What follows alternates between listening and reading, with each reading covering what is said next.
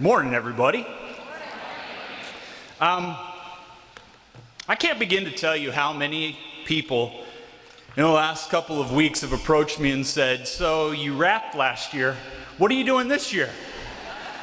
And invariably my answer has been, well, likely disappoint. Writing this speech annually is an unusual process. Usually I have these islands of ideas waiting for connecting bridges. But like our students, I typically procrastinate until it's time to sit down and get to work hoping for inspiration.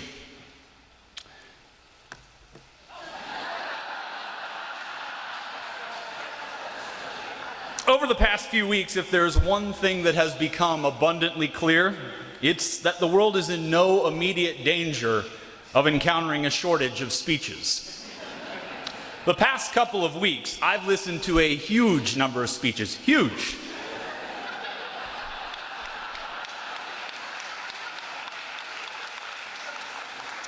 And I've even borrowed a few ideas. For example, one of the themes you hear throughout these messages is typically the importance of family. I'm the delighted parent of two daughters. And it's not easy for them to grow up at a time when their father is president. So I am unbelievably proud of the women Sasha and Malia have become.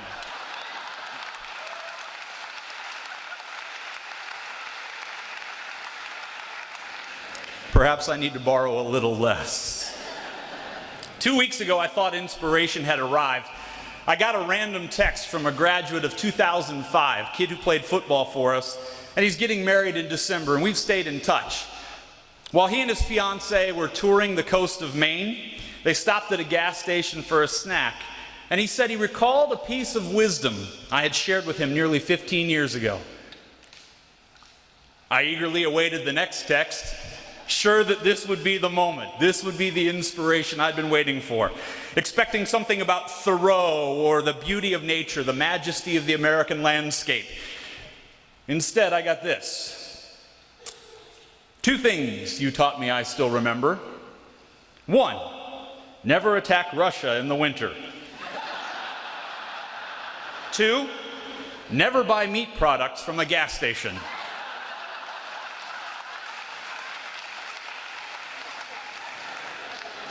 As teachers, we say lots of things. Regrettably, we never own what they remember. We have much to celebrate, my friends. 14 years after its ill-conceived inception and its misguided implementation, ding dong, No Child Left Behind is dead.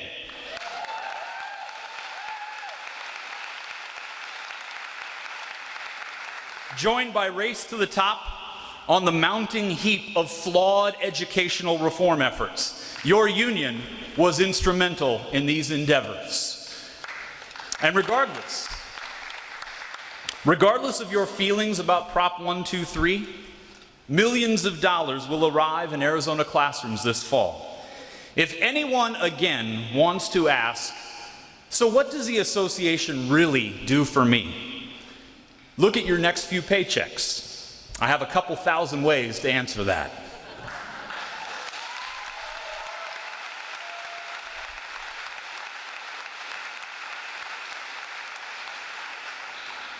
But while there are reasons to celebrate, not everything in Arizona is lollipops, unicorns, and rainbows. Our celebrations are muted because apprehension remains embedded in our DNA. We may rejoice at the demise of NCLB and Race to the Top, but hope remains guarded as we anticipate the next iteration of meaningless tests to fill the vacuum. We anxiously wait the next proposed remedy, the next proposed reform, the next proposed priority. For years, teachers find themselves like Lucy and Ethel in the chocolate factory. We're trying to accommodate every misguided endeavor emerging from the national, state, or local level. And if we view Prop 123 with skepticism, it is because we have been conditioned. For years, we have been Charlie Brown to the legislative Lucy. Prop 123 is neither a permanent nor ideal solution. It is restitution. It's the resolution of a lawsuit returning a portion of money owed since 2010. Our cynicism hovers and suspicion persists, not because of our disposition, but because of our experience. So in this era, at this hour, what is our role? What is our duty? One of the things that we can do better is remove the mystery that surrounds our profession. We cannot permit shorthand language to erect barriers between us and the community we serve. Even within our profession, we often make language inaccessible. For example, consider how this paragraph would sound outside of our profession. Recently, ESSA replaced NCLB. And though GUEA and GUHSD-DO work to collaborate through PN and DAC with assistance from ADE to ensure that PD is provided to give students the skills that they need for CCR as measured by AZ Merit, not PARC.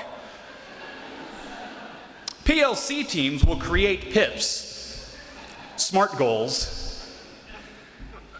and these PLCs will use them to develop and guide lessons in EEI, often measured by CPS. The APDA will assign ISS to students who missed EOP. Failure to implement RTI could lead to you being RIFT. All the while, our APSS will work with C&I to modify PBAs and CRTs for students with 504s and on IEPs, but we will respect HIPAA and FERPA.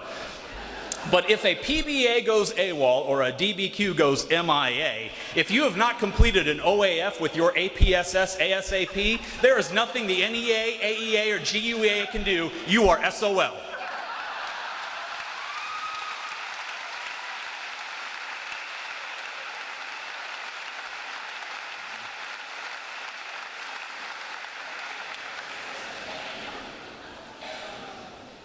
When I first sat down to write this, I had hoped that I could avoid the political and social climate that hovers over us, but you'll hear it in nearly every word of this speech. Honestly, I first sat down to write this shortly after the tragedy in Orlando, but the words wouldn't come. My heart was too heavy, my anger too raw. So I waited until early July, believing distance from the violence would afford some clarity.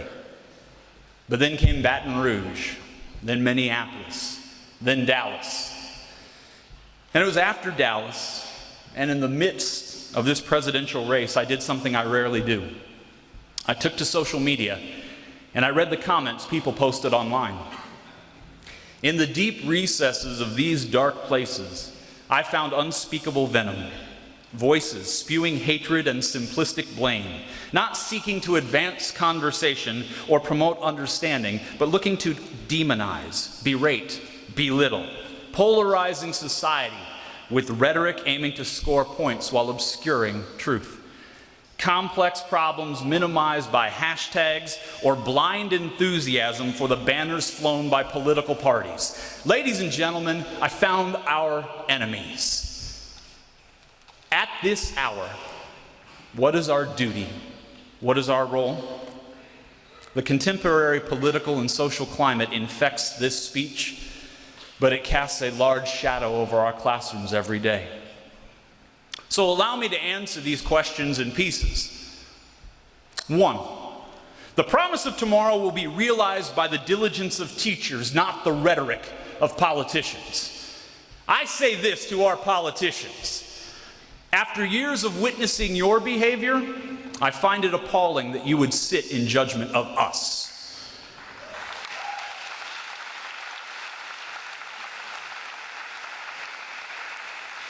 We will not descend to your level, but you would be wise to rise to ours. We alone can teach that authority can be authoritative without resorting to authoritarianism.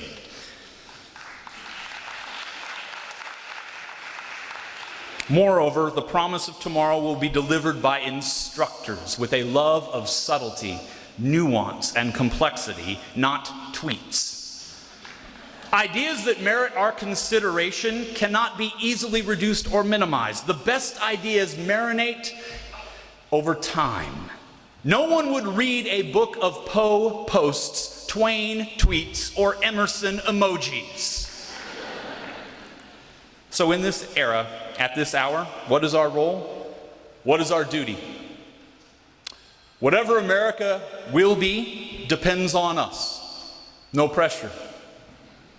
The world is not a safe place, but it has always been darkness and knowledge the light. It has always been that way. It shall be as it always has been. The democratic principles that we cherish and the values we promote must be cultivated in our classrooms. A quality public education for all students remains the most certain guarantee of the American promise. Dr. King famously said that, quote, "The arc of the moral universe is long but bends towards justice." This is one of my favorite quotes, but I think it lets us off easily, because I think it encourages many people to trust that with patience, right will inevitably prevail. As a history teacher, this is my favorite quote from Dr. King. It's a little longer, so bear with me. Dr. King warns that, quote, "Patience stems from a tragic misconception of time, from the strangely irrational notion that there is something in the very flow of time that will inevitably cure all ills. Actually, time itself is neutral. It can be used either destructively or constructively. More and more, I feel that the people of ill will have used time much more effectively than the people of goodwill. We will have to repent in this generation, not merely for the hateful words and actions of the bad people, but for the appalling silence of the good people. Human progress never rolls in on wheels of inevitability. We must use time creatively, in the knowledge that the time is always ripe to do right." For too long, when the desired outcome eluded us, we took comfort in the righteousness of the cause or the nobility of the fight. But ladies and gentlemen, we reached a point long ago where we must reclaim our classrooms and educate our students from those who would deny or obstruct us. Now here's the part where I make you all mad. If we are honest, truly honest, we know that much of the material we teach, they do not need. I realize this is blasphemy. But reflect on this question. What percentage of our kids will use the content we teach 15 years from now? What percentage of the content from high school do you use today? What percentage need to memorize state capitals? What percentage will remember or need to remember that mitochondria is the powerhouse of the cell? The quadratic formula, iambic pentameter? I do not intend to diminish the importance of content, and hopefully I've offended equally.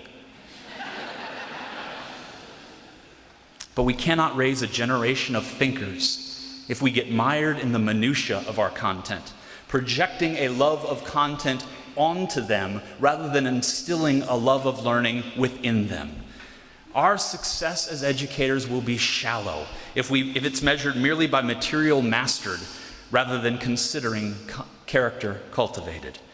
Are we creating a generation of knowers or thinkers? Are we teaching them to distinguish truth from bluster? Are we enriching their lives while empowering them to shape a better tomorrow?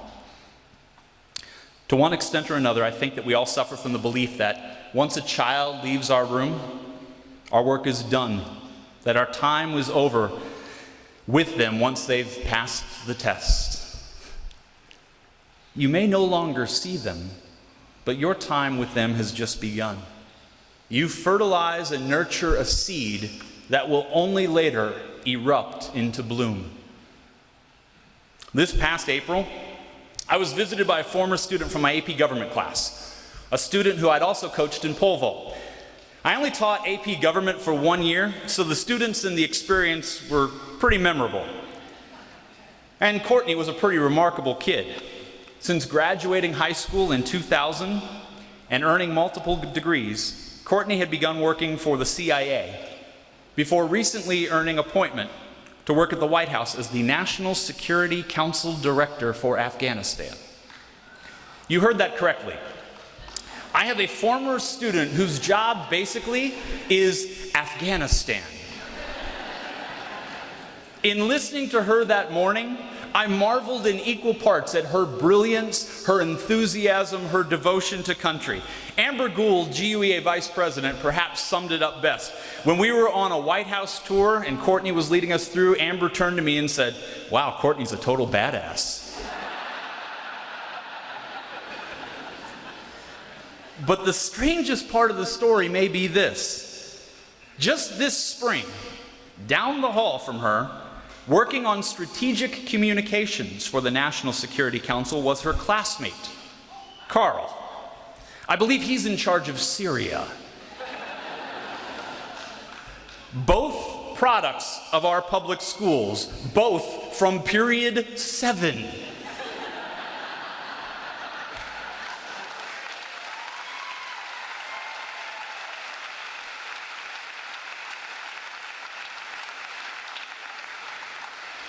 When GUEA reps attended the NEA convention this summer, Courtney and Carl arranged a White House tour.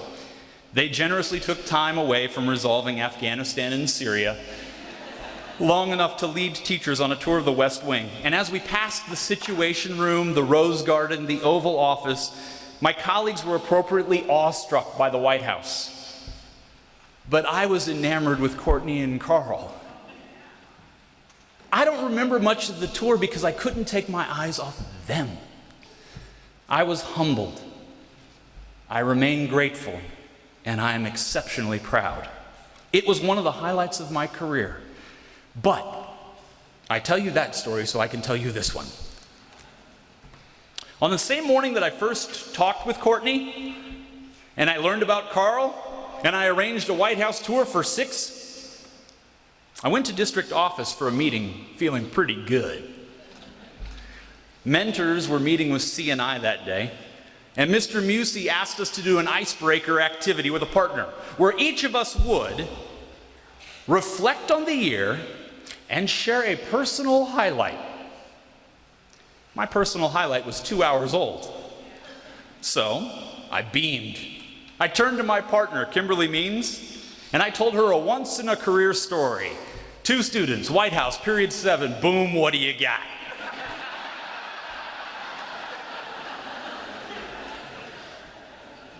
It turns out that my once-in-a-career story wasn't even the best one in my Think, Pair, Share partnership. You see, earlier that same month, Kim Means received a call from Deng Tuck.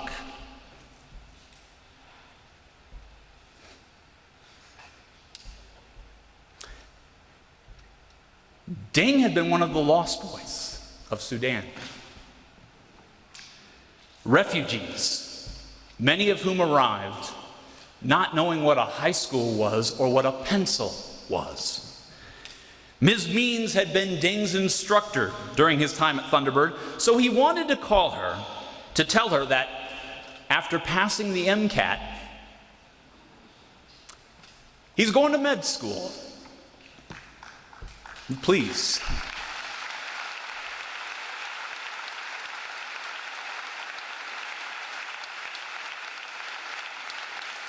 He called to say thank you, and he thought she might like to know. Let that sink in for a minute. A lost boy going to med school. If you have moments of doubt about your legacy or impact, remember the story of Deng, how his path changed because of his public school and his beloved teachers. Courtney and Carl and Deng share nothing in common but that they are products of the public schools in this district. In this era, at this hour, what is our role? What is our duty? Our best moments do not require 10 to 15 years to evolve. Our best moments emerge from the quiet nobility and spectacular importance of your day-to-day actions. from the compassion and care that dwells in each of you, springing reflexively, immediately, and unconsciously in hours of need. These moments are our best moments, born of an inherent and abiding love for the children entrusted to our care. A rough calculation suggests nearly 400 lessons were delivered per day at Independence High School. Approximately 36,000 a semester, 72,000 a year. Yet was any lesson more memorable than when a vitriolic group crawled up from the sewers and onto the sidewalks of Independence, eager to transform tragedy into opportunity to dispense their own political bile. Devoted faculty and an enraged community rallied to shield students, forming a protective barrier and ensuring safe passage. When confronted by the gruesome underbelly of American society, you emerged noble, courageous, and unflinching. You spoke in a loud and unmistakable voice, "You will bring no harm to our children."